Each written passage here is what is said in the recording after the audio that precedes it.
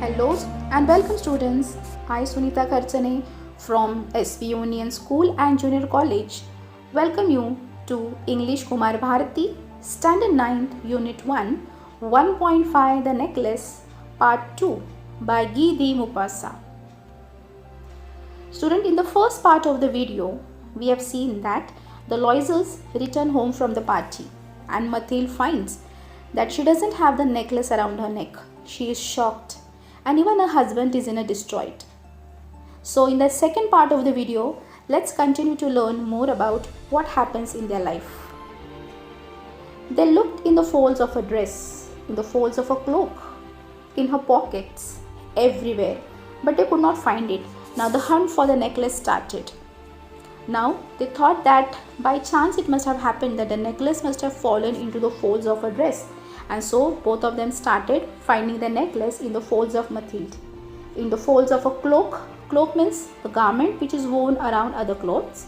It has no sleeves and it is fastened at the neck.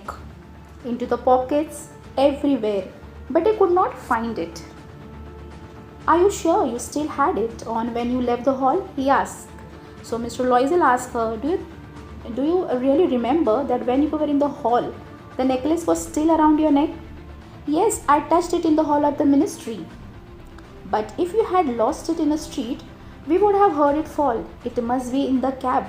So all the possible ways they were trying to recollect as to find out where the necklace must have fallen down. "Yes, that's probably it. Did you take his number?" So Mathilde said, "Okay, it must have happened that the necklace must have fallen into the cab." So she asked her husband that, "Did you take the number of that cab driver?" "No."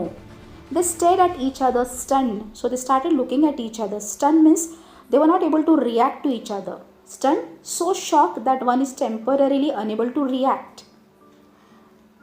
At last, Loisel put his clothes on again. "I'm going back," he said. "Over the whole route we walked and see if I can find it." He left. She remained in her ball dress all night, her mind blank. Her husband returned at about 7 o'clock. He had found nothing. He went to the police, to the newspaper to offer a reward to the cab companies. Everywhere the tiniest glimmer of hope led him. She waited all day in despair at a frightful disaster. So it is a disaster herself, an event which has totally put her in a distress. So husband started on a search for the necklace. He went through all the route, right from the ministry till the home. Then the condition of Mathilde also was very bad. She was sitting throughout the time only in her ball dress. That is, whatever dress she has worn for the party, that ball dress, she did not change at all. She was totally in a blank. She had mind were totally blank. And then when her husband returned at home, he was not able to find anything. Then he started taking other chances to find the necklace. He went to the police, he went to the newspaper by offering a reward to the cab companies that if at all the cab companies find a necklace in the cab, if they return the necklace to Loisel, then they were going to offer a reward to them. Everywhere, that is a tiniest glimmer of hope, every sign of success they were trying to. Loisel returned in the evening, a hollow pale figure. He had found nothing. "You must write to your friend," he said. "Tell her you have broken the clasp of her necklace and that you are having it mended. It will give us time to look some more." So now they have to find some other way to come out of these circumstances. So he said, Loisel returned home in the evening, a hollow pale figure. That means as though he was totally tired and totally tired of searching the necklace, and also he was scared on the other hand. He gave one of the other solution to Mathilde. He said, "Do one thing now.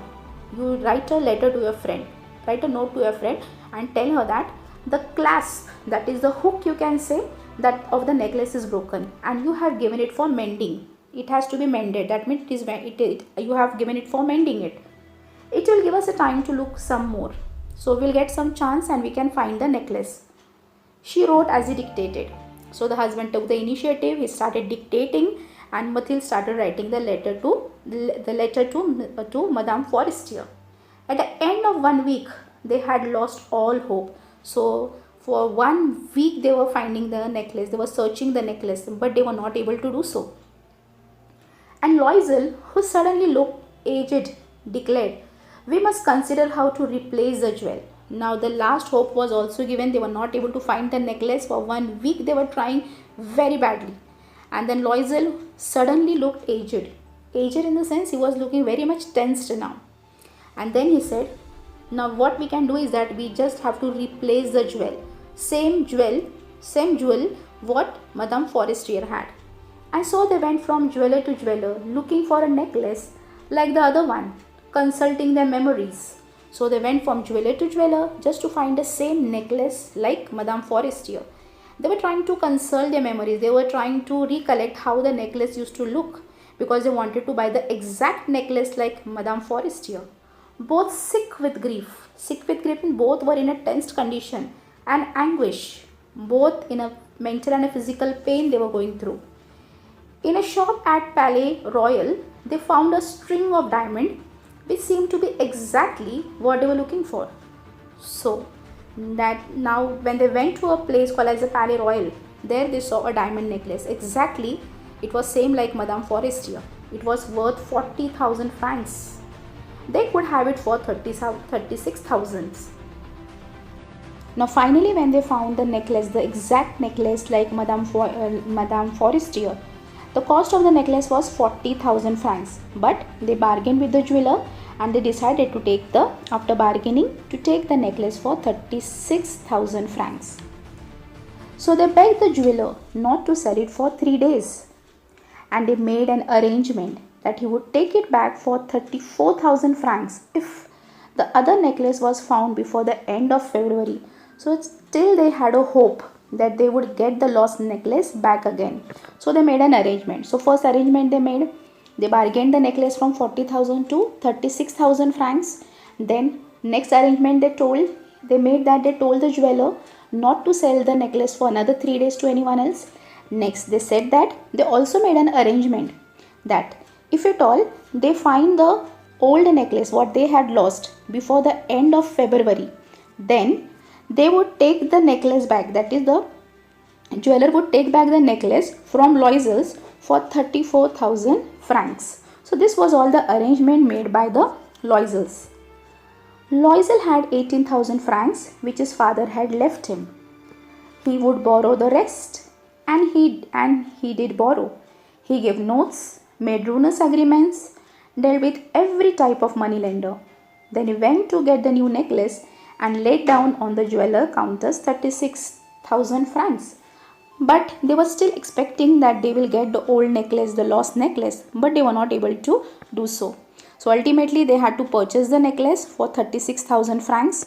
So all the money Loisel did not had. So 18,000 he had which his father had left for him, and all the rest amount he did a very much ruinous type of agreement. He borrowed some money from the money lender, and then after collecting all the money he went to get the new necklace, and he laid down on the jewelry counter 36,000 francs. When Madame Loisel took the necklace back, Madame Forestier said coldly, "You should have returned it sooner. I might have needed it." So for what they were waiting, that they were expecting that they will get the old necklace, they did not get it. So they had to purchase the necklace for 36,000 francs. When Madame Loisel took the necklace to give it back to Madame Forestier did not know what had happened about the necklace. So very coldly she said to Madame Loisel that "You would have returned my necklace sooner. I must have needed it."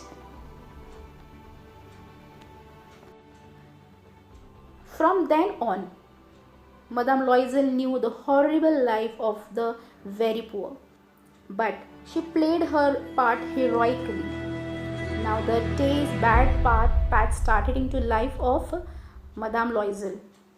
She knew what the horrible life is, what is the life of a poor she was going to experience now. But whatever part it was, she was playing her part very much with a courage. The dreadful debt must be paid. Whatever loan they had taken to buy the necklace, that must have to be paid off now. She would pay it. They dismissed their maid. They changed their lodgings. They rented a garret under the roof. Now, whichever maid were working at her place, at Madame Loisel, she dismissed them because she was not able to pay them. They changed their lodging. The previous home they left and they took a shelter. They changed the lodging and they rented a garret. Garret is a small uncomfortable room at the top of a house, of a roof. She came to know the drudgery of her housework. Drudgery means what is hard work? What is the manual? What is the pain of doing the hard work? She was able to experience now. The odious labors of the kitchen. Odious means the thing which you do not like to do. Many of the things which you dislike to do or hate to do, that is called as the odious. She washed the dishes, the dirty linen. Linen means curtains, tablecloths, bed sheets, that is called as the linen. She carried the garbage down to the street every morning and carried up the water, stopping at each landing to catch her breath and dress like a commoner. Now, all the work she started doing, the daily courses at home like washing the dishes, cleaning the dirty linen. She used to carry the garbage on her own to the street every morning. Then she used to carry out the water. And when she used to carry out the water, she was unable to do such a hard work. At every landing, at every step, she used to stop, she used to catch her breath, and then she used to take the water upstairs. And she started dressing like a common person, like a commoner. She had to bargain at markets, quarrel and face insults over every miserable soul. Each month, they had to pay some loans, renew others, get more time. Her husband worked extra, every evening doing accounts for a tradesman, and often late into the night he sat copying a manuscript at 5 sous a page. And this life lasted 10 years. So the bad life they were experiencing. So now this woman, that is Mathilde Loisel, she started bargaining. That means she started making a compromise to make all the things, to get all the things at a very cheap cost. She used to make arguments. Quarrel means she used to argue with the people, and she used to face lot and lot of insults for every miserable soul. She used to make adjustments. She used to bargain for all the things, to make agreement or to quarrel, to make the prices of the things at a very low cost. Each month they have to pay the loans. Now whatever money they were saving or whatever money her husband used to get as a payment, they used to just spend it on paying the loans. Her husband used to work in double shift. Like he used to do the work of accounting with the tradesmen, and into the late into the night he used to sit copying a manuscript. Manuscript means a book or a document written by hand rather than typed or printed. Okay, so he sat copying a manuscript at 5 sous a page. So for one page he used to get a 5 sous. For sous means it is a French coin of a very low value. And this life lasted for 10 years. So such a horrible life, it was going on for 10 years. After 10 years, after the end of 10 years, they had paid off everything, even the interest. Madame Loisel looked old now. Often she brooded over the past. What would have happened if she had not lost that necklace? How strange life is, how fickle, how little is needed for one to be ruined or saved.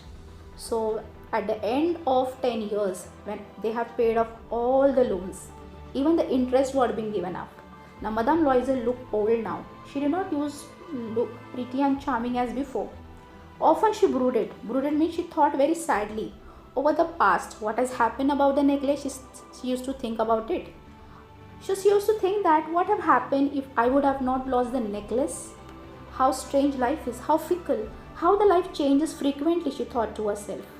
How little is needed for one to be ruined or saved. Life is so challenging, she said. Only a little reason is needed for life to be saved and the life to be totally get destroyed. One Sunday, as she was walking in the Champs-Élysées, suddenly she saw Madame Forestier, still young, still beautiful, still charming. Madame Loisel felt emotional. Should she speak to her? Yes, of course. And now that she has paid, she would tell her all. Why not?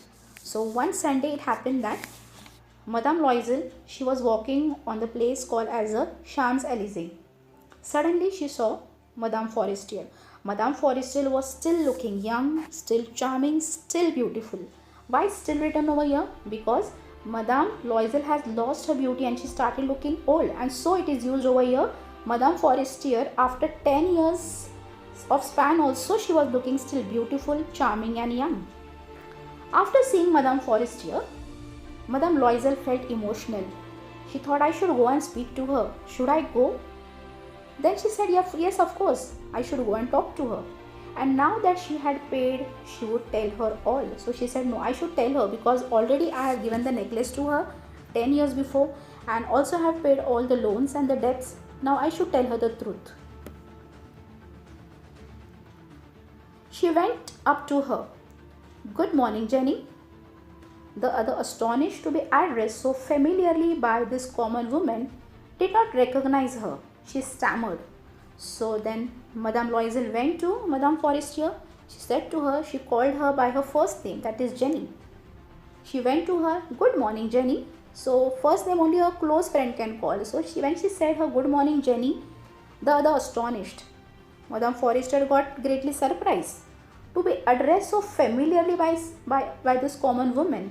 So she said, how can a common woman call me by my first name? And so she addressed her so familiarly, as though she is meeting her every day. She stammered. Madame Forestier stammered. Hesitatingly, she started talking to her. But Madame, I don't know. You must have made a mistake.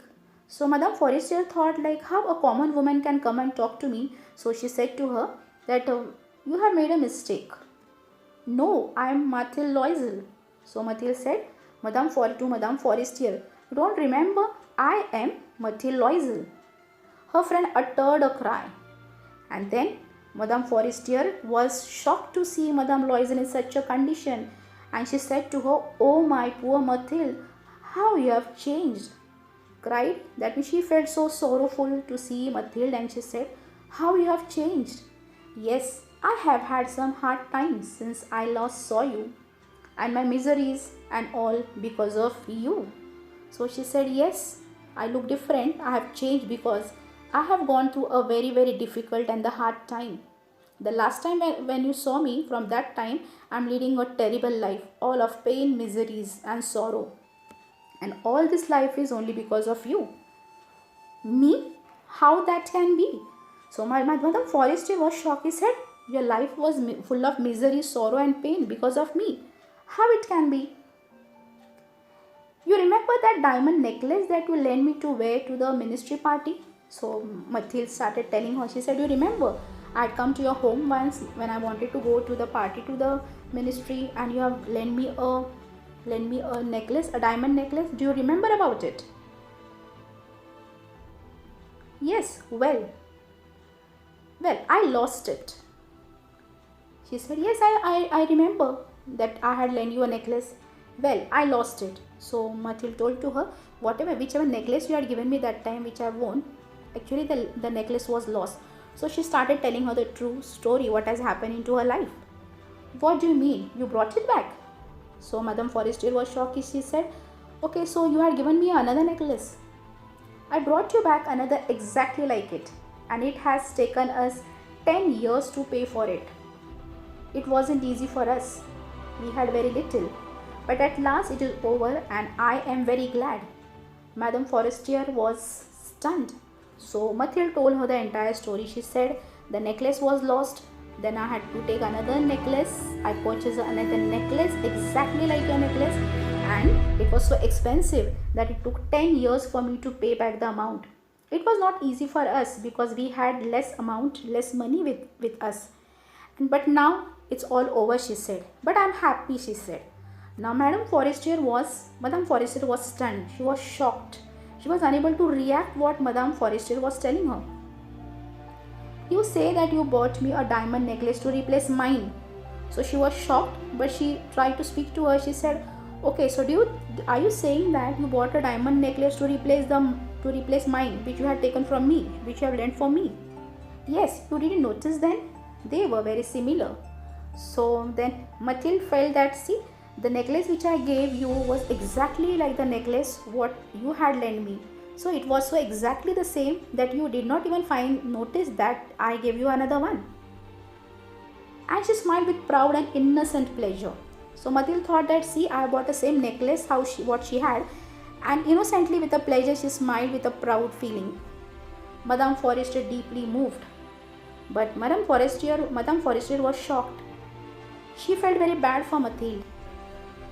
Took both her hands, she spoke to Mathilde, and then she took both her hands and she said to her, "Oh my poor Mathilde, mine was an imitation." Then she took both her hands and he said, "Oh my poor Mathilde, mine was an imitation." That means my necklace was not a real diamond necklace.